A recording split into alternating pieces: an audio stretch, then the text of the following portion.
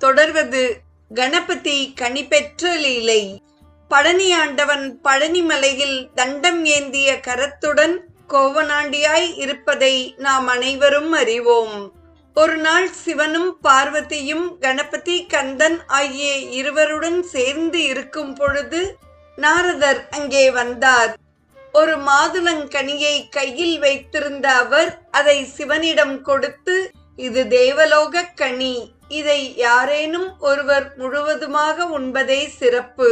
இப்பழத்தை யாருக்கு கொடுக்க உங்களுக்கு விருப்பம் உள்ளதோ அவர்களுக்கு கொடுங்கள் என்றார்.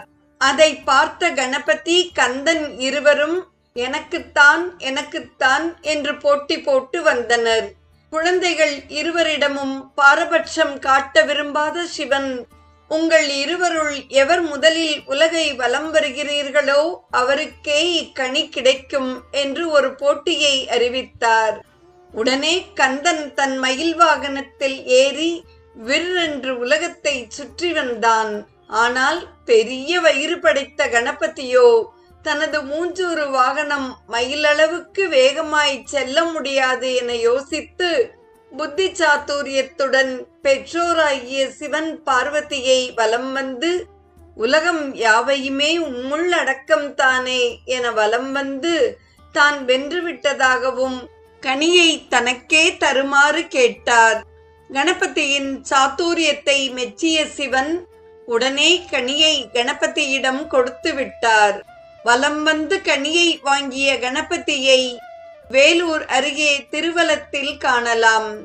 வியர்வை பொங்கு உலகை வலம் வந்த கந்தன் கணபதியின் கையில் பழம் இருந்ததைக் கண்டு கோபம் மிக கொண்டு, தாய் தந்தையரே, நீங்கள் இருவரும் என்னை ஏமாற்றி வஞ்சனை செய்துவிட்டீர்கள்.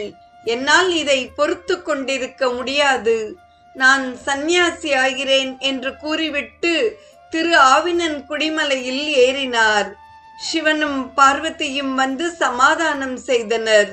நீயே ஞானப்பழமாயிற்றே, உனக்கு வேறு பழம் எதற்கு என்று கூறி சமாதானம் செய்தும் கேட்காமல் கோவணம் தரித்து பழனியாண்டியானான்.